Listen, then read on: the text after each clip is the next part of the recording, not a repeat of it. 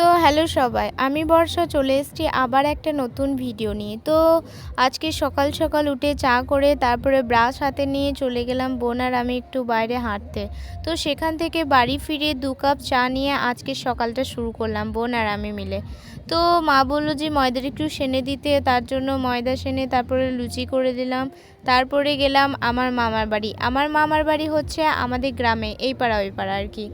তো মামার বাড়ি যেয়ে দেখছি দিদা বেগনি করছে, তো বেগনি করা হয়ে গেল, তারপর লুচি ভাজবে, তো আমাকে বললো কটা ছেঁকে দিতে, তাই আমি ছেঁকে দিলাম। ছেঁকে দেওয়ার পরে আমার অবস্থাটা দেখো, মানে পুরো ঘেমে গিয়েছি।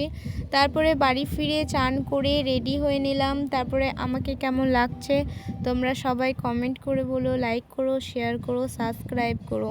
তারপর পুজো মণ্ডপে চলে এলাম, পুজো মণ্ডপে একটু বসলাম, মাকে প্রণাম করলাম, তারপরে চলে এলাম বাড়ি। তো আজকেকার মতো টাটা, দেখা হবে নেক্সট ভিডিও।